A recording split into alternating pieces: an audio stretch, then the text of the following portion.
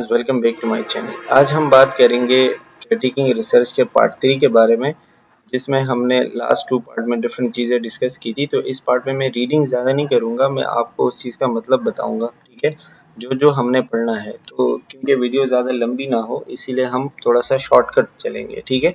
अच्छा, सबसे पहले आपको बताया गया है, इस पर मैंने ऑलरेडी वीडियो बनाई हुई थी, एक डिटेल बहुत, लेकिन अभी पीपीटी चेंज हो गई तो क्या करें।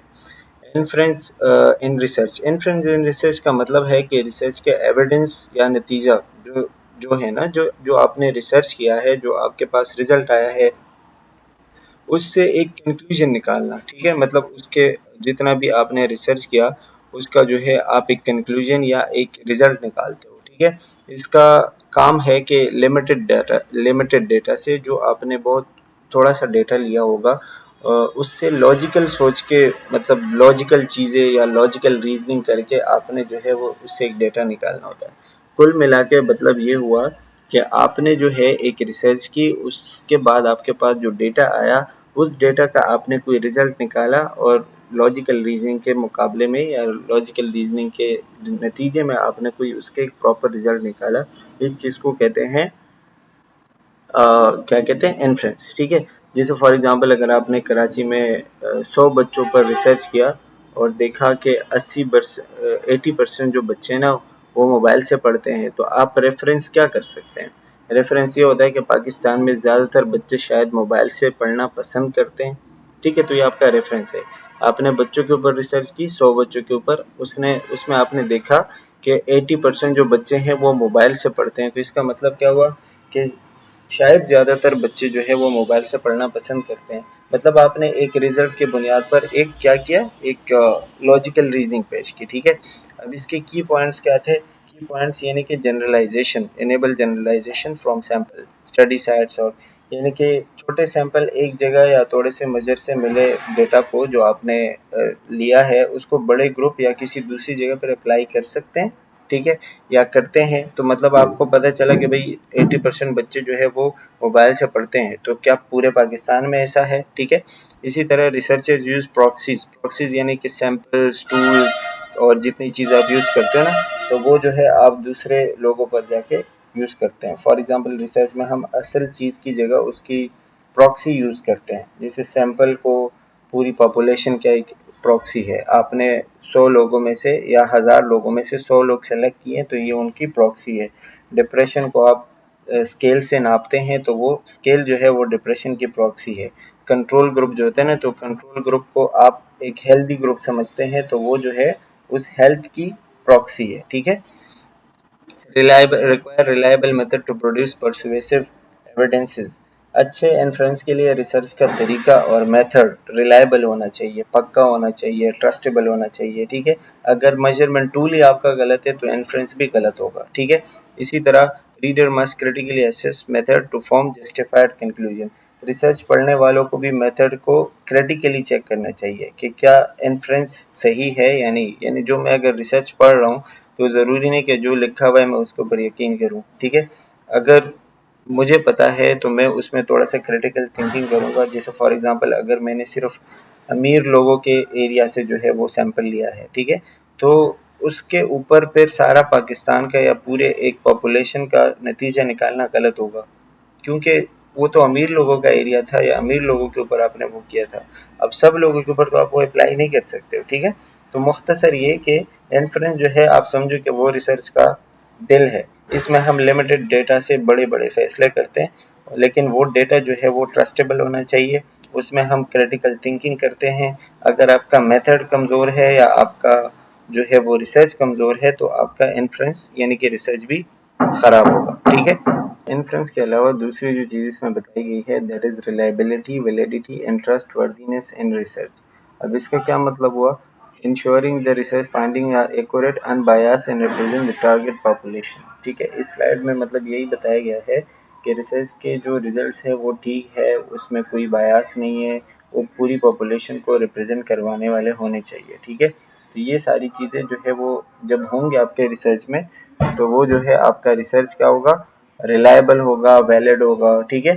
अब क्वांटिटेटिव रिसर्च की अगर हम बात करें, तो quantitative research use several criteria to assess the quality of a study, sometime referred to as scientific merit, ठीक है। मतलब क्वांटिटेटिव रिसर्च के लिए बहुत सारी चीज़ें होती हैं जिसको आप कह सकते हो कि मतलब जो उसकी क्वालिटी को चेक करने के लिए यूज़ किया जाता है, ठीक है। इसको हम कभी-कभी साइंटिफिक मेथड भी कहते हैं। अब 2 तरीके होते हैं, 2 तरीके मतलब ऐसी चीज़ें हैं, 2 तरीके से हम उसकी क्वालिटी चेक कर सकते हैं। एक होता है रिलायबिलिटी, रिलायबिलिटी का मतलब होता है रिसर्च का डेटा कितना एक्यूरेट और कंसिस्टेंट है, ठीक है। मतलब जैसे अगर आप एक ही बंदे को 2 दफ़ा वेट करें, ठीक है, और हर दफ़ा उसका वेट अलग-अलग आ जाए, तो मतलब आपका जो स्केल है वो अनरिलायबल है, उसके ऊपर आप यकीन नहीं कर सकते हो, ठीक है। लेकिन रिसर्च में अगर एक ही टेस्ट 2 दफ़ा दोहराया जाए, 2 दफ़ा किए जाएँ और दोनों ही नतीजे अलग-अलग आ जाएँ, तो वो क्या कहलाएगा कि वो रिलायबल नहीं है, अनरिलायबल होगा। जैसे मैं आपका वेट चेक करूँ, एक दफ़ा आया 60, दूसरी दफ़ा आया 65, तो मतलब जिस चीज़ से मैं वेट चेक करना चाह रहा हूँ वो रिलायबल नहीं है, ठीक है। इसी तरह होती है वैलिडिटी, वैलिडिटी का मतलब होता है कि आपका जो रिसर्च का जो एविडेंस है वो कितना साउंड एंड वैल्यूएबल है या कितना ठीक है, और जो चीज़ मेजर की जा रही है वही वो सही मेजर हो रही है या नहीं। यानी आप किसी का ब्लड प्रेशर मेजर कर रहे हो, तो ब्लड प्रेशर सही से मेजर हो रहा है या नहीं। या आप कह सकते हो अगर आप डिप्रेशन मेजर करने के लिए सिर्फ वेट कम होने का स्केल इस्तेमाल करें, यानी कि अगर आप कहो कि भाई जिसका वेट कम होगा तो उसको डिप्रेशन नहीं होगी, ठीक है, तो ये बात तो गलत होगी, नहीं, ये वैलिड नहीं है, ये आपका ये आपकी बात ही वैलिड नहीं है, क्योंकि वेट और डिप्रेशन का सीधा सीधा कोई ताल्लुक नहीं है, ठीक है। तो वैलिड मतलब ये कि आपका जो रिसर्च है, जो जो एविडेंस है वो कितना साउंड और ठीक है। तो बेसिकली रिलायबिलिटी और वैलिडिटी में ये चीज़ होती है, ठीक है। तो रिलायबिलिटी में मतलब कंसिस्टेंसी आती है, कंसिस्टेंसी मतलब ये कि जो हर दफ़ा आपका सेम रिजल्ट आ जाए तो मतलब रिलायबल है। वैलिडिटी मतलब एक्यूरेट है, जो मेजर करना चाहते हो वही मेजर हो रहा है, ठीक है। तो इसमें जो है जैसे कि यहाँ पे बताया गया ना, also evaluate the relationship between independent and dependent variables.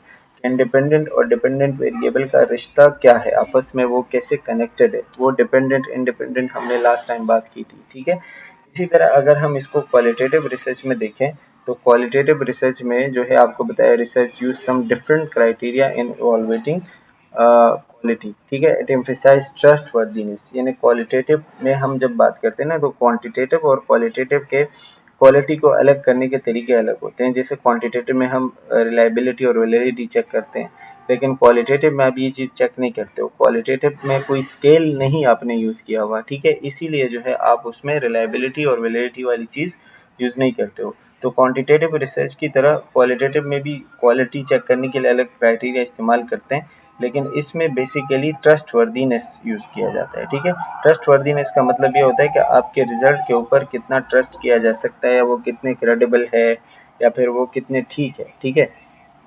यही कि मेजर क्रेडिबल और फाइंडिंग्स के। अच्छा, अब इसमें क्या क्या आएगा, इसमें आएगी क्रेडिबिलिटी।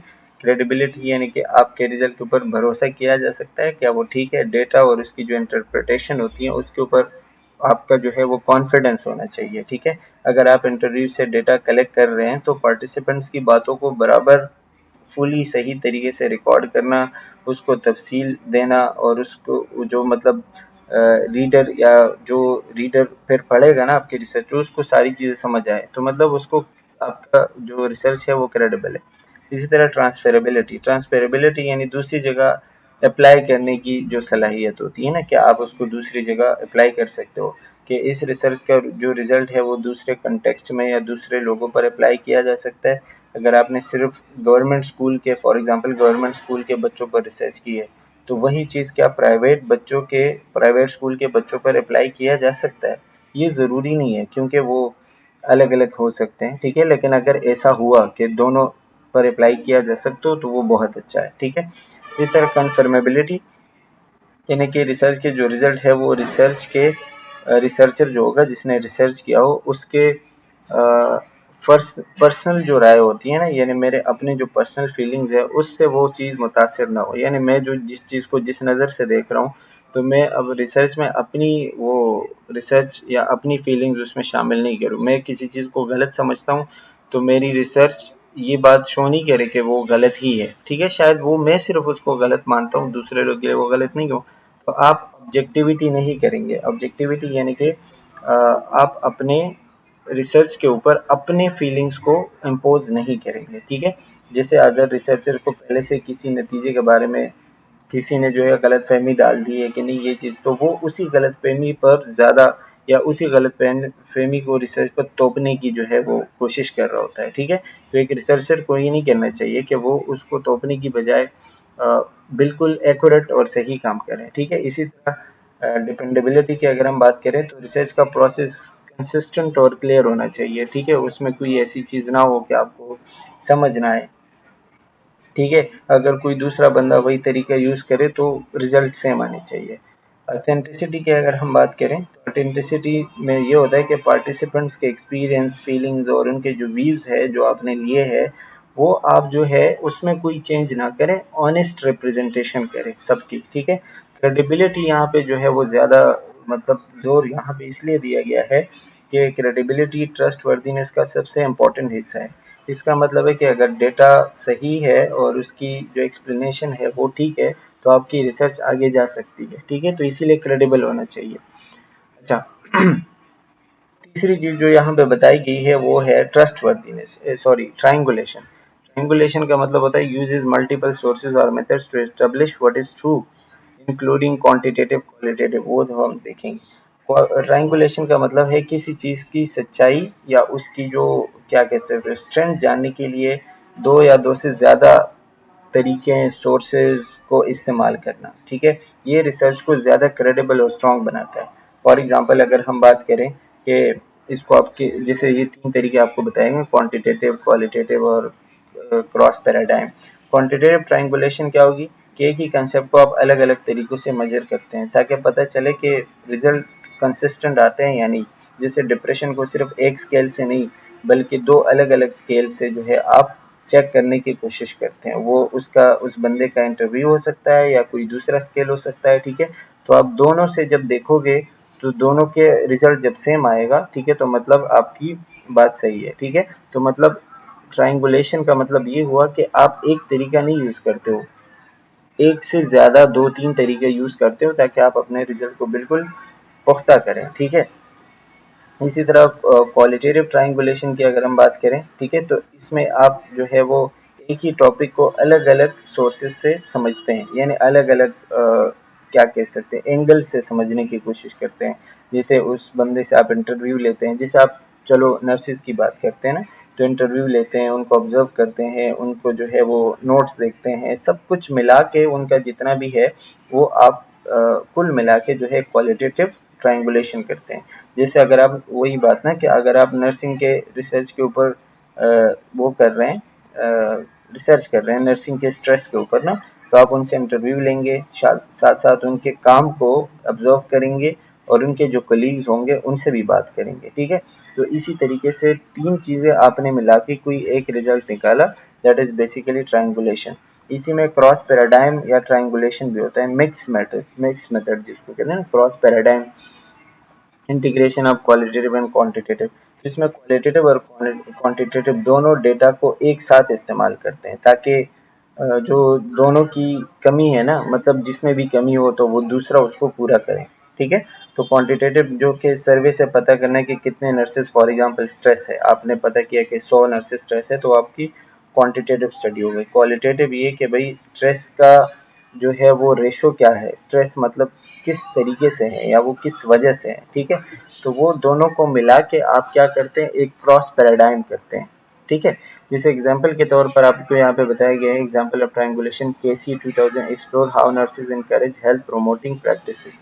मतलब केसी ने देखा कि नर्सेज एक्यूट केयर सेटिंग में सेहत को बेहतर करने के लिए या सेहत प्रमोट करने के लिए क्या करते हैं, तो उसने ट्रायंगुलेशन की एक मेथड यूज़ की, ठीक है, जिसमें उसने ऑब्जर्वेशन की, जिसमें उसने नर्स और जो पेशेंट है उसके दरमियान इंटरेक्शन देखा, इंटरव्यू लिया, नर्सेज से इंटरव्यू अलग लिया और मरीजों से इंटरव्यू अलग लिया, ठीक है। इन तीनों चीज़ों को यूज़ करके उसने एक रिजल्ट निकाला जो देखा, तो उस चीज़ को उसको नाम दिया ट्रायंगुलेशन का या क्रॉस पैराडाइम का, ठीक है। इसी तरह तीसरी की चीज़ आपको बताई गई है that is bias in research, के रिसर्च में बायास क्या है। तो bias is any influence that produce errors in estimated और influence threatening the validity and trustworthiness of a study. Bias का मतलब है ऐसी कोई भी चीज़ जो रिसर्च के रिजल्ट्स के ऊपर या उसके जो लास्ट में जो एक कंक्लूजन आएगा ना, उसके कंक्लूजन के ऊपर असर डाले, उसको गलत बनाए, ठीक है, जिससे रिसर्च की वैलिडिटी को ख़राब करे, उसके ट्रस्टवर्दीनेस को जो पहले हमने पढ़ा उसको ख़राब करे, उसको ख़तरे में डाले। तो इस चीज़ को कहते हैं बायास, यानी हर वो चीज़ जिससे आपके रिसर्च का रिजल्ट ख़राब हो सकता हो वो बायास कहलाएगा, ठीक है। अब बायास जो है वो आपके रिसर्च के क्वालिटी और एविडेंस इन बोथ, मतलब दोनों चीज़ों में जो है वो असर पड़ सकता है, क्वांटिटेटिव और क्वालिटेटिव दोनों में जो है वो असर डाल सकता है, ठीक है। अब इसमें जो है वो क्या क्या सोर्सेज ऑफ बायास, यानी कि बायास कौन कौन सी चीज़ें ऐसे हो सकती हैं जो आपके रिजल्ट को ख़राब कर सकती हैं। तो एक उसमें है including study participants, lack of candour और लेक और डिज़ायर टू प्लीज़। मतलब ये कि पार्टिसिपेंट की तरफ से जो गलती हो सकती है ना, जैसे कि लेक ऑफ कंट्रोल का मतलब होता है कि वो सच नहीं बोलते। आप जो है मरीज़ के पास गए, मरीज़ को जो है वो बहुत ज़्यादा तकलीफ़ है, दर्द है, कोई मसला है, लेकिन वो नर्स को खुश करने के लिए बता रहा है कि हाँ मैं ठीक हूँ, ठीक है। तो ये चीज़ जो है ना वो असल में ठीक नहीं है, लेकिन वो आपको बता रहा है कि मैं ठीक हूँ। तो जब आप रिसर्च में इंक्लूड करोगे कि हाँ मरीज़ ठीक हुआ, लेकिन जब वो चीज़ अप्लाई होगी और उससे कोई फ़ायदा नहीं होगा, तो मतलब आपके रिसर्च में बायास खराबी आ गई, ठीक है। इसी तरह researchers pre conception, researchers pre conception का मतलब ये होता है कि आपके जहन में पहले से बनी हुई कोई चीज़ मौजूद है, ठीक है। अपनी मर्जी से आप डेटा को ट्विस्ट करते हैं। रिसर्चर को लगा कि मोबाइल बुरी चीज़ है, मोबाइल को यूज़ करना बुरी चीज़ है, तो उसने यही चीज़ देखी कि हाँ मोबाइल के गलत असरात है, ठीक है। तो उसने अपने रिसर्च में मोबाइल के अच्छे असरात को छोड़ के सारा उसको मोबाइल के गलत असरात डाल दिए, ठीक है। तो ये उसके जहन में पहले से ये चीज़ थी, तो ये हो सकता है। और faulty methods of data collection, या जो है आपका डेटा कलेक्शन के जो मेथड्स थे ना वो ठीक नहीं थे। आपने सवाल सही नहीं पूछे, आपने टूल्स का गलत इस्तेमाल किया, डिप्रेशन को मेजर करने के लिए आप ऐसे सवाल किए हैं जो कि वो हमेशा आपको नेगेटिव ही जवाब देता है, ठीक है। तो वो चीज़ें होती है। अब टाइप्स ऑफ बायस क्या है, ये चीज़ बड़ी इंपॉर्टेंट है, ये आपसे पूछ सकते हैं बायस के टाइप्स। एक उसमें है रैंडम बायस। रैंडम बायस मतलब ये कि ये वक्त या जो एनवायरनमेंट होता है ना उसकी वजह से होता है, और ये कोई इतनी बड़ी बात नहीं होती। जैसे फॉर एग्जांपल जो पार्टिसिपेंट था ना, ये आपको बताया गया कि पार्टिसिपेंट था, वो थका हुआ था इसलिए उसने सवालों का सही जवाब नहीं दिया, और शायद अगली दफ़ा ऐसा ना हो, तो ये एक रैंडम एरर होता है या रैंडम बायस होता है, ठीक है। मतलब एक चीज़ बस हो जाती है, वो आप नहीं करना चाहते या आपकी वजह से नहीं होता, बल्कि एक सिस्टमेटिक थ्रू या तो एनवायरनमेंट की वजह से हुआ या उस पार्टिसिपेंट की वजह से हुआ, ठीक है। दूसरा होता है systematic bias, when the bias is constant और यूनिफॉर्म। ये ये ने मतलब आप कह सकते हो कि बार-बार एक चीज़ जो है वो सेम आ रही है, ठीक है? और जब वो एक चीज़ बार-बार सेम आ रही है तो पूरी रिसर्च को गलत डायरेक्शन देती है। अगर आप सैंपल में अमीर इलाके के लोग लेते हैं, ठीक है? और नतीजा हमेशा उन्हीं के मुताबिक आएगा। अगर आप जाके किसी और जगह पे गरीब लोगों के ऊपर वो चीज़ अप्लाई करते हो तो वहाँ तो वो चीज़ नहीं आएगी, ठीक है?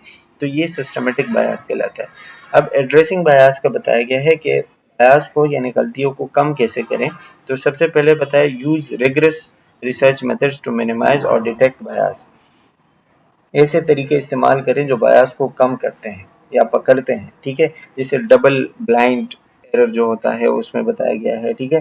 डबल ब्लाइंड एरर हो गया जहाँ पे दोनों को पता नहीं होता, वो आगे है पढ़ेंगे। ट्रायंगुलेशन की हमने बात की पहले के, ट्रायंगुलेशन में आप ज़रूरी नहीं है कि एक ही बंदे से वो डेटा ले या एक सोर्स से डेटा ले, आप 2 या 3 या ऐसे डिफरेंट मल्टीपल सोर्सेज़ को यूज़ करें, ठीक है। तो उससे आपको जो है बायस कम मिलेगा, यानी कि गलती होने की गुंजाइश कम होगी, सही है। इसी तरह आपको जो है नेक्स्ट बताया गया है रिसर्च कंट्रोल। रिसर्च कंट्रोल क्या है, इसका मतलब ये है कि क्वांटिटेटिव रिसर्च में वेरिएबल्स को, जो चीज़ आप स्टडी कर रहे हो ना, उनको इस तरीके से मैनेज किया जाए कि इंडिपेंडेंट और वो जो डिपेंडेंट और इंडिपेंडेंट होते हैं ना उनके बीच में जो रिश्ता है, जो रिलेशन है, वो बिल्कुल ज़ाहिर नज़र आए, और किसी भी कन्फाउंडिंग, वो जो होते हैं ना कन्फाउंडिंग फैक्टर जो होते हैं जो बीच में आते हैं, तो वो हमें पता चले, उनको हम कम करें, ठीक है। जैसे क्या लिखा हुआ है, रिसर्च कंट्रोल इन quantitative study involve managing variables, यानी कि वेरिएबल जिन चीज़ के ऊपर आप स्टडी कर रहे हो, ठीक है, उनको आप ऐसे तरीके से स्टडी करें to clarify the relationship between independent and dependent, कि उन दोनों के बीच में जो रिलेशनशिप है, जो कनेक्शन है, वो हमें पता चले। जैसे हम बोलते हैं कि भाई फैट्स या फिर जो फास्ट फूड है, फास्ट फूड खाने का वेट पर क्या असर पड़ता है, तो फास्ट फूड जो है वो इंडिपेंडेंट है, वेट उसकी वजह से चेंज होता रहेगा, कम ज़्यादा हो सकता है, तो वो डिपेंडेंट है, ठीक है। तो इन दोनों के बीच में क्या रिलेशनशिप है, ये हम देखना चाह रहे होते हैं, और शायद बीच में कोई ऐसी चीज़ हो जो हम वहाँ पे मिस कर रहे हैं, यानी हमारी ध्यान या हमारी जो क्या कह सकते हैं, हमारा ध्यान वहाँ पे नहीं जाता, तो वो कंफाउंडिंग वेरिएबल। तो हम बीच में कोई ऐसी चीज़ हो तो उसको मिनिमाइज करें, यानी उसको कम करें, बेसिकली इंडिपेंडेंट और डिपेंडेंट वेरिएबल के बीच में जो रिलेशनशिप है उसको जो है वो देखें। इसके पर्पस क्या है या फिर उसका कंट्रोल, रिसर्च कंट्रोल का मकसद क्या होता है कि कंफाउंडिंग वेरिएबल या एक्सट्रेनियस वेरिएबल भी कहते हैं इसको, ठीक है। इसका असर ख़त्म करना इसलिए ज़रूरी है क्योंकि वो इंडिपेंडेंट और डिपेंडेंट वेरिएबल के जो रिलेशनशिप है ना उसको बिगाड़ सकता है, जैसे कि लिखा हुआ है that could distort relationship between variables, ठीक है। जैसे फॉर एग्जांपल देख रहे हैं कि in a urinary incontinence your depression age can be confounding result। आपको पता है कि भाई एक बंदे को यूरिनरी इनकॉन्टिनेंस है, उसका यूरिन नहीं पास हो रहा, तो उसकी वजह से वो डिप्रेशन में है, ठीक है। लेकिन एक और चीज़ भी हो सकती है, दैट इज एज, जो कि कंफाउंडिंग वेरिएबल हो सकता है, यानी एज की वजह से भी हो सकता है ना। उम्र भी डिप्रेशन को अफेक्ट कर सकती है, बुढ़ापे में डिप्रेशन ज़्यादा होता है, और यूआई की वजह से यानी यूरिनरी इनकॉन्टिनेंस की वजह से भी ज़्यादा हो सकता है, ठीक है। तो एज को आपने वहाँ पे इग्नोर किया, आपने सिर्फ यूआई यानी यूरिनरी इनकॉन्टिनेंस और डिप्रेशन की बात की। तो ये जो चीज़ है ना एज, ये कंफाउंडिंग वेरिएबल होता है जिसको हमने कंट्रोल करना होता है। अब इसको कंट्रोल कैसे करें, अगर आप उम्र को यानी एज को कांस्टेंट रखते हैं ना, तो आप जो है सिर्फ एक ही लोगों पर स्टडी करें, ठीक है। अगर तो आप मतलब उसमें उसके बाद आप साफ साफ देख सकते हैं कि एज को आपने कांस्टेंट रखा, यानी आपने सिर्फ यंग लोगों के ऊपर जो है वो स्टडी की जिनका एज कांस्टेंट है, तो आपको पता चलेगा कि यूरिनरी इनकॉन्टिनेंस का और डिप्रेशन का क्या ताल्लुक है, एज उसमें नहीं आएगा ना बीच में। लेकिन अगर आप अलग अलग, जैसे आपने 10 लोग 60 साल के लिए और 10 लोग 30 साल के लिए, तो जाहिर है उन 60 साल के लोगों में आपको डिप्रेशन का रेशो ज़्यादा मिल सकता है क्योंकि उनकी एज भी है ना। तो आपने एज को तो इग्नोर किया, लेकिन वो यूरिनरी इनकॉन्टिनेंस का देखते हो, ठीक है। तो ये होता ही है आपका जो है वो रिसर्च कंट्रोल। अब इसमें वही बात कि आप जो है उनको कांस्टेंट रखते हैं, एक ही उसमें हम ग्रुप पे प्रैक्टिस करते हैं या एक्सपेरिमेंट करते हैं और उसका जो है पता चलता है, ठीक है। अब इसका इंपॉर्टेंस क्या है, the validity and contribution of quantitative study often depend on how effectively research control confounding influences. मतलब क्वांटिटेटिव रिसर्च की वैलिडिटी और इसकी इम्पोर्टेंस इस बात पर डिपेंड करती है कि भाई कंफाउंडिंग वेरिएबल को कितने अच्छे से कंट्रोल किया गया है। बिना कंट्रोल के आप नहीं कह सकते कि जो असर दिख रहा है या जो असर आ रहा है वो इंडिपेंडेंट का है या डिपेंडेंट का है। अगर आपने एज को कंट्रोल नहीं किया तो आप ये नहीं बता सकते हो कि ये जो रिजल्ट आ रहा है वो किसका है, ठीक है। Contrast with qualitative research, naturalistic qualitative study do not impose control, emphasizing holism or individuality of human experience, such as control could alter the meaning of reality। ठीक है, इसमें मतलब क्वालिटेटिव स्टडी नेचुरल सेटिंग्स में होती है, इसमें जो है वो वहाँ कंट्रोल इम्पोज नहीं किया जा सकता। क्वालिटेटिव अलग चीज़ होती है, वहाँ पे आप इन चीज़ों को कंट्रोल नहीं कर सकते हो, ठीक है। कंट्रोल लगाने से रियलिटी की जो असल सूरत होती है ना वो बदल जाती है, और वो मुकम्मल जो एक होलिस्टिक एक्सपीरियंस होता है वो आप खो मतलब खो देते हो, वो आपको जो है नज़र नहीं आता। यानी कि आप अगर रिसर्च कंट्रोल बायस करेंगे ना, तो वो सिर्फ आप क्वांटिटेटिव रिसर्च में कर सकते हैं, क्वालिटेटिव में नहीं कर सकते। क्योंकि क्वालिटेटिव में आप किसी भी चीज़ को कंट्रोल नहीं कर सकते, वहाँ पे कंट्रोल नहीं लगाया जा सकता, क्योंकि आपने असली एक ह्यूमन एक्सपीरियंस को, उनके तजुर्बे को देखना होता है। तो वहाँ पे आप किसी चीज़ को कंट्रोल करोगे तो आपको प्रॉपर रिजल्ट नहीं मिलेंगे, ठीक है। अच्छा, इसी तरह नेक्स्ट जो है इसमें रैंडमनेस है। रैंडमनेस का मतलब क्या होता है कि किसी चीज़ का इत्तेफाकी तौर पर होना, ये आप कह सकते हो, ठीक है। तो इत्तेफाकी तौर पर होना जिसमें कोई पैटर्न वगैरह आप नहीं यूज़ करते हो, हर चीज़ के सेलेक्ट होने का इक्वल चांस होता है, वो रैंडमनेस। जैसे आपके पास एक जगह पे 1000 लोग हैं और आपने उनमें से 100 लोग सेलेक्ट करने हैं, तो 1000 में आप कोई भी सेलेक्ट कर सकते हो, यानी हर बंदे का इक्वल चांस है सेलेक्ट होने का।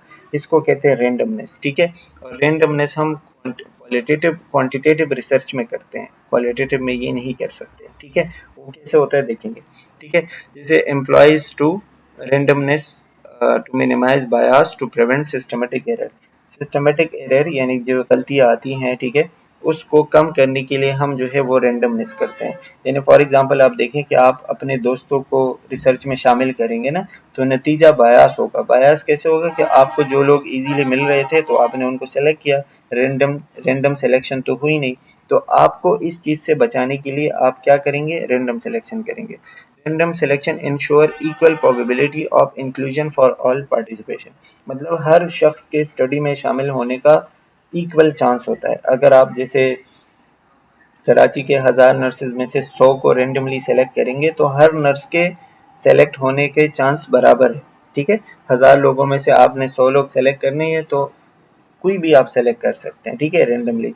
इसी तरह random assignment to group control confounding variable. Participant को ग्रुप में जो है वो रेंडमली डालना ताकि हर ग्रुप में लोगों की क्वालिटीज़ बराबर हो, ठीक है, क्योंकि आपने तो सबको एक जैसे सेलेक्ट किया है, तो बराबर हो तो कंफाउंडिंग वेरिएबल जो है वो खुद ब खुद कंट्रोल हो जाएगा। यानी आप अगर आप 3 दवाइयों का जो है वो टेस्ट कर रहे हैं तो हर मरीज़ को बिल्कुल रेंडमली एक ग्रुप में डाल दिया जाए। किसी की एज या वेट की या बीमारी पर नज़र नहीं आपने रखना है, ठीक है, वो बिल्कुल रेंडमली आप डाल देते हैं कि भाई आप इस ग्रुप में, आप इस ग्रुप में, तो उस पे उसके ऊपर फिर आप रिसर्च करते हैं, ठीक है। रेंडम का मतलब होता है कि बस आप रेंडमली एक काम करते हैं, उसमें आप सेलेक्ट नहीं करते हो खुद से, या आपको जो चीज़ अवेलेबल है, आपको जिस चीज़ में आसानी है वो नहीं करते हैं। अच्छा, क्वालिटेटिव ये क्वांटिटेटिव में ही चीज़ होती है, ठीक है। लेकिन जब हम क्वालिटेटिव की बात करते हैं तो क्वालिटेटिव में क्या होता है, prefer purposive non-random sampling to target information rich sources। यानी purposive sampling होती है, यानी आप वो लोग सेलेक्ट करते हैं जो आपके रिसर्च क्वेश्चन के लिए इंफॉर्मेशन से क्या कह सकते हो, भरपूर हो, ठीक है। यानी आप जो है उन लोगों की, जिन लोगों के ऊपर आप रिसर्च कर रहे हो ना, तो वो आपको पता होता है कि ये लोग हैं। जैसे अगर आप कैंसर के पेशेंट को उनके इमोशनल जर्नी पर रिसर्च कर रहे हैं तो आप उन्हीं पेशेंट से बात करेंगे जो ज़ाहिर है उस चीज़ से गुजरे होंगे, जो कैंसर से गुजरे होंगे, ठीक है। तो ये जो है मतलब ये नहीं होगा कि आप रेंडमली किसी को भी सिलेक्ट करें जिनको कैंसर हुआ ही नहीं है कभी, आप उनसे कैंसर के बारे में पूछते हैं, ठीक है। तो क्वालिटेटिव में हम क्या करते हैं, पर्पसिव वो करते हैं, पर्पसिव जजमेंट करते हैं या नॉन रेंडम, ठीक है। जैसे इसमें यहाँ पे एग्जांपल दिया हुआ है मॉक एंड कॉलीग्स का ना, तो मॉक एंड कॉलीग्स ने क्या किया, उन्होंने बच्चों के इंट्रावेनस लॉक जो होते हैं 3 फ्लैशेज उसमें दिए, यानी 3 तरह की दवाई दी, ठीक है। ये जो लिखा हुआ है देख लीजिएगा, एक नज़र पढ़ लें।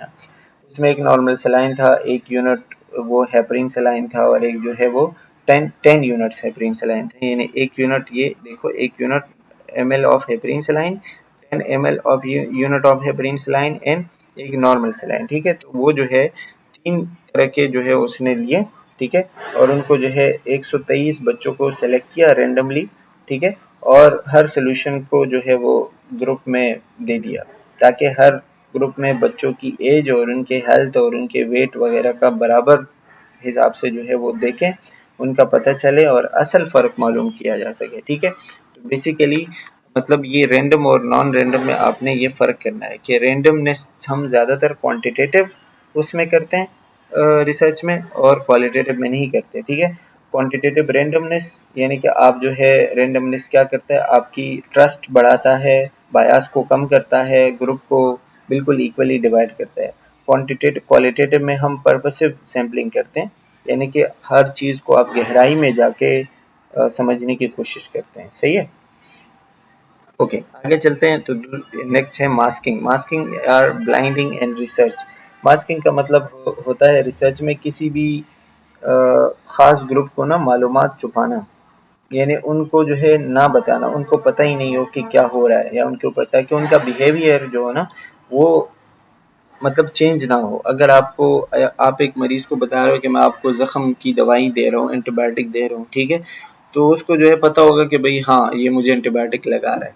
लेकिन कभी कभी हम क्या करते हैं कि मरीज़ को नहीं बताते। अगर मरीज़ को नहीं पता कि उसे असली दवाई दी जा रही है या प्लेसिबो, प्लेसिबो आपने पढ़ा है ना कि हम उसको बोलते हैं कि भाई दवाई है लेकिन असल में वो दवाई नहीं होती, ठीक है, नकली दवाई आप कह सकते हो, तो उसका रिस्पॉन्स असली होगा। यानी मरीज़ को पता ही नहीं है ना कि असली है या नहीं है, उसको तो यही लग रहा होगा कि असली है, तो उसका रिस्पॉन्स जो है ना वो ठीक होगा, मतलब बिल्कुल सही वाला रिस्पॉन्स होगा। तो इसमें बायास नहीं होता है, यानी गलती नहीं होती। तो मास्किंग का मतलब होता है कि कोई बात छुपाना, ठीक है, किसी बंदे को कोई बात नहीं बताना और उसके ऊपर एक्सपेरिमेंट करना। अच्छा, अब इसमें जो है वो की पॉइंट्स होते हैं, जैसे ब्लाइंडिंग। ब्लाइंडिंग क्या मतलब होता है कि another term for masking commonly use in medical, मतलब इस मास्किंग को आप ब्लाइंडिंग भी कह सकते हो, ठीक है।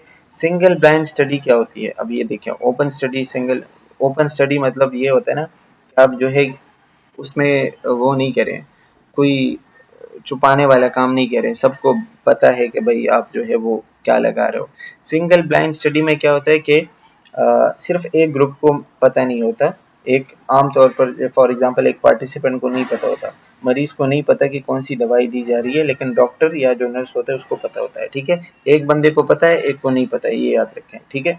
डबल ब्लाइंडनेस में क्या होता है कि दोनों ग्रुप को नहीं पता होता, जो दवाई दे रहा है उसको भी नहीं पता, जो जिसको दी जा रही है उसको भी नहीं पता है, ना मरीज को पता हो ना नर्स को पता होता कि कौन सी सोल्यूशन आपने फ्लश की है, कौन सी दवाई दी है, ठीक है।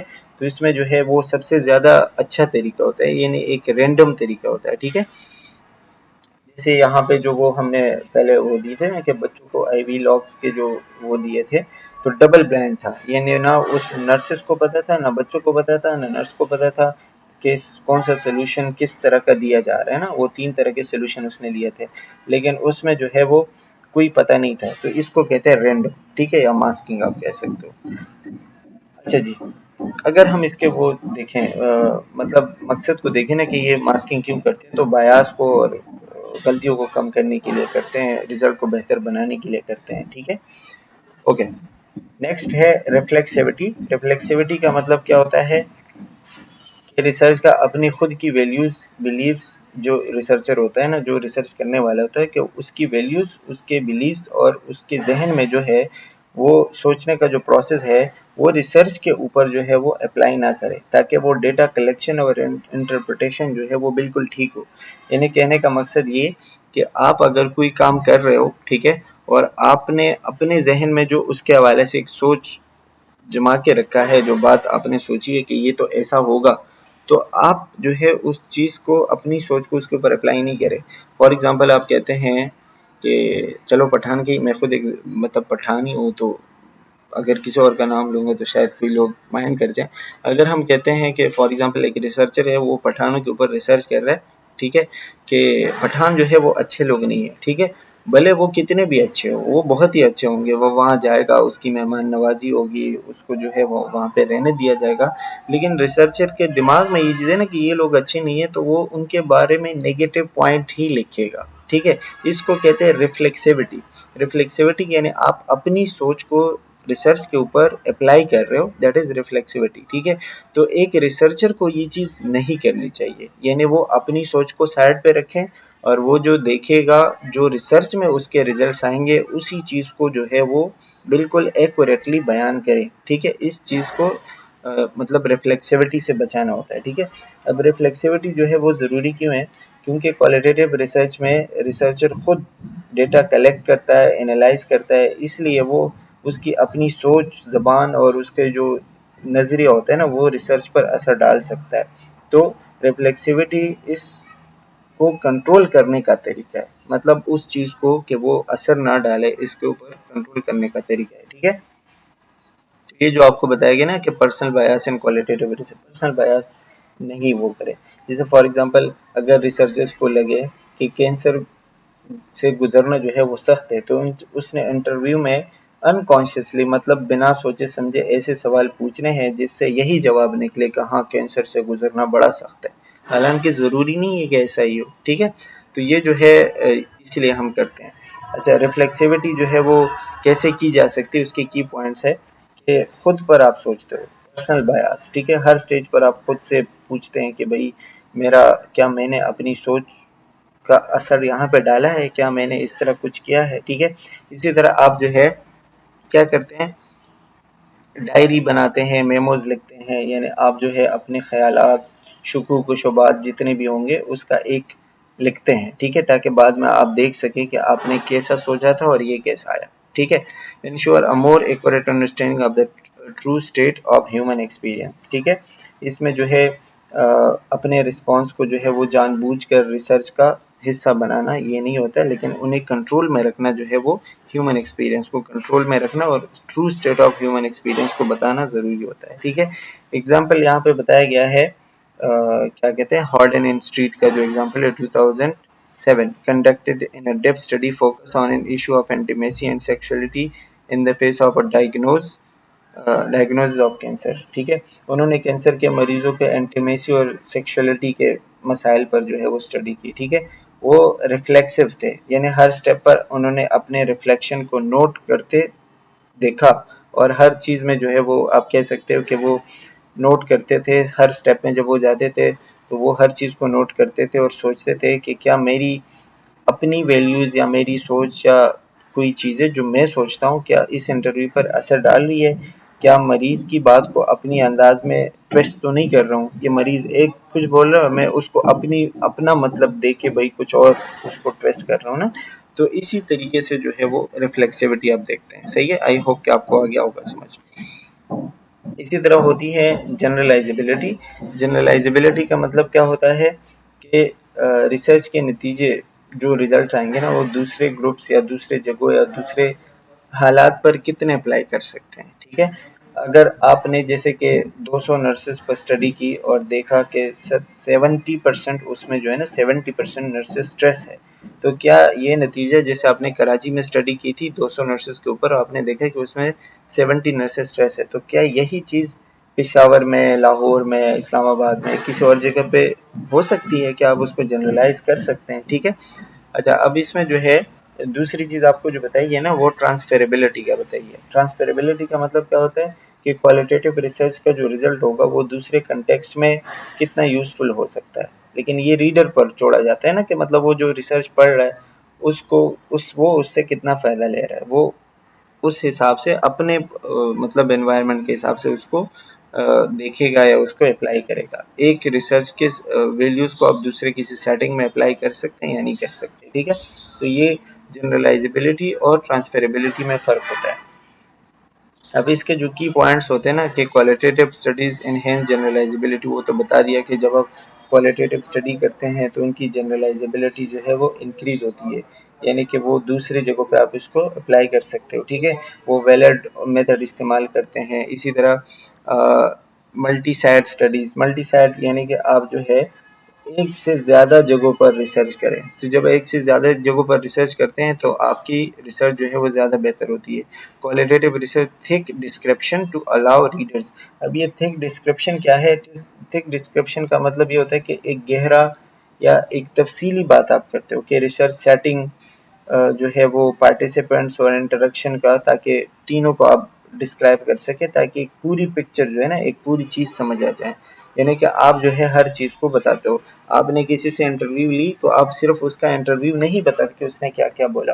जैसे फॉर एग्जांपल इंटरव्यू आपने मरीजों से लिए ना तो आप ये नहीं बोलेंगे कि इंटरव्यू मैंने ले लिए। ठीक है, ये नहीं होता, सिर्फ आपने उसका पूरा डिस्क्रिप्शन देना होता है। जैसे इंटरव्यू आप कह सकते हैं कि हॉस्पिटल के एक खामोश से कॉर्नर में मैंने इंटरव्यू लिया और वो कोई 40-50 मिनट तक का था। ठीक है, पेशेंट की जो है वो 50 साल की उसकी एज थी और शायद वो 2 से 3 साल तक उसको कैंसर था। उसकी आवाज़ ऐसे धीमी सी थी, वो बार बार जो है वो रुक रुक के बात कर रही थी। मतलब ये तो वो चीज़ें हैं जो आपने नोट की है, उसने इंटरव्यू में क्या बोला वो अलग चीज़ है। तो जब आप ये सारी चीज़ें बताते हैं ना तो इसको कहते हैं थिक डिस्क्रिप्शन, यानी आप एक चीज़ का पूरा वो डिस्क्रिप्शन दे देते हो। ठीक है, ये जो आपको बताया हुआ है तो ये आपने देखना है। ओके, अच्छा, ये आपको उसके एग्जांपल्स बताए गए हैं। एग्जांपल में आप देख सकते हैं कि भाई क्वांटिटेटिव रिसर्च में क्या क्या चीज़ें हैं, वो स्टडी कौन सी थी, उसका पर्पस क्या था, ये आप देख लीजिएगा। खैर इसको वैसे इतना डीप जाने की ज़रूरत नहीं है। आगे चलते हैं और आपको इस पूरे चैप्टर के समरी पॉइंट जो हमने 3 पॉइंट्स में डिस्कस किया, ठीक है, या 3 पार्ट्स में पढ़ा, तो वो जो है आप इसकी समरी देख सकते हैं। सबसे पहले जो है क्वालिटेटिव और क्वांटिटेटिव का वो बताया गया है कि share their findings mainly through journal articles. ठीक है, क्वालिटेटिव और दोनों रिसर्चेज अपने जो फाइंडिंग्स होते हैं, जो रिजल्ट्स होते हैं, वो जर्नल आर्टिकल के ज़रिए पब्लिश करते हैं। फिर आर्टिकल का जो फॉर्मेट होता है, एमराड होता है, वो पहले पार्ट में हमने पढ़ा था, इंट्रोडक्शन, मेथड, रिजल्ट्स और डिस्कशन ना, इसी चीज़ को आप जो है वो फॉलो करते हो। फिर रिसर्च रिपोर्ट जो है, रिपोर्ट में टेक्निकल टर्म्स होते हैं, वो जो पहले पार्ट में हमने पढ़ा था। तो आप बेसिकली स्टैटिस्टिकल टेस्ट और जो चीज़ें होती हैं उसमें मुश्किल हो सकते हैं, ठीक है। स्टैटिस्टिकल टेस्ट या हाइपोथेसिस को चेक करते हैं और बताते हैं कि वो चीज़ ट्रस्टेबल है या नहीं है, हाइपोथेसिस जो बेसिकली होता है, ठीक है।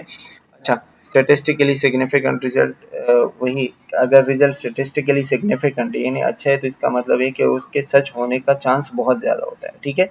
रिसर्च क्रिटिक जो है, क्या कहते हैं, कौन सा था, हाँ, the purpose of a research critique is to carefully जज a study strengths and weaknesses. Research critique का मतलब ये जो अभी लास्ट टाइम हमने पढ़ा था कि किस स्टडी में कौन सी चीज़ अच्छी है, कौन सी बेहतर हो सकती है, ठीक है।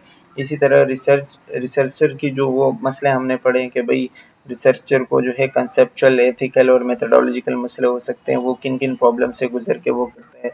इसी तरह हमने पढ़ा इन्फ्रेंस के, इन्फ्रेंस वो नतीजा है जो स्टडी से मिल जाता है और फिर आप उसको अप्लाई करते हो, ठीक है।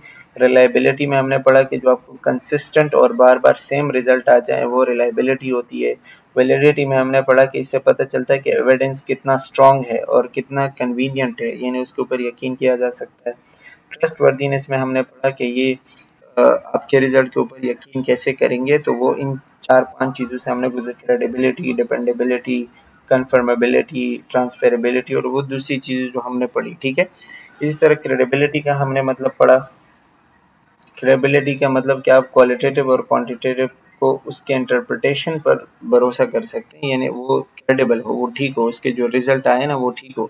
ट्रायंगुलेशन का हमने पढ़ा कि आप एक से ज़्यादा चीज़ों को देख सकते हैं, मल्टीपल साइड से आप डेटा ले सकते हैं। बायास का हमने देखा कि जो गलतियाँ, जो चीज़ें आपके रिसर्च को ख़राब कर सकती है, रिजल्ट पर असर डाल सकती है, ठीक है। इसी तरह कन्फाउंडिंग ये रिसर्च कंट्रोल का हमने क्या देखा, रिसर्च कंट्रोल मतलब गैर ज़रूरी चीज़ें जो होती है ना उनको कंट्रोल करना ताकि आपको साफ रिजल्ट मिले। कंफाउंडिंग वेरिएबल जो बीच में आती है ना, जो एक्स्ट्रा फैक्टर होते हैं जो आपके रिजल्ट को ख़राब कर सकते हैं, जैसे एज हो गया, जेंडर हो गया, हेल्थ हो गया, डिफरेंट चीज़ें जिनको कंट्रोल करना पड़ता है। रेंडमनेस में हमने जो मतलब एक रेंडमली हम एक काम करते हैं ताकि बायास कम हो, जो बात की मास्किंग, छुपाने वाली जो बात की ना कि आप एक बंदे को पता नहीं होता, दो को नहीं होता, तो वो सारा प्रोसेस था। रिफ्लेक्सिविटी यानी अपनी सोच को रिसर्च के ऊपर इम्पोज नहीं करना, वो रिफ्लेक्सिविटी होती है। जनरलाइजेबिलिटी में हम अपने फाइंडिंग्स को, अपनी रिसर्च को दूसरी जगह पे अप्लाई कर सकते हैं या नहीं कर सकते, या वो दूसरी जगह पे भी सेम रिजल्ट आएगा। ट्रांसफेरेबिलिटी में वो सिमिलर कंटेक्स्ट में या सिमिलर चीज़ों को दूसरी जगह सेम अप्लाई करना। थिक डिस्क्रिप्शन में जो अभी हमने बात की कि एक चीज़ को बिल्कुल ए टू जेड डिस्क्राइब करना है, ठीक है। अब यहाँ पे जो है, अगर मैं आपको इस चैप्टर की एक आखिरी बात बताऊं कि इस चैप्टर को हमने कि रिसर्च सीखना और उसे समझना मुश्किल ज़रूर है लेकिन ज़रूरी भी है, क्योंकि बिना इसके हम एविडेंस बेस्ड प्रैक्टिस नहीं कर सकते। हर रिसर्च रिपोर्ट जो है ना वो एक, आप समझो कि एक कहानी होती है, उसको सिर्फ पढ़ना नहीं, उसको सोच समझ कर पढ़ना है, ठीक है। तो that's all about this chapter. I hope you got it and thank you for watching. See you in the next video. तब तक के लिए अल्लाह हाफिज़।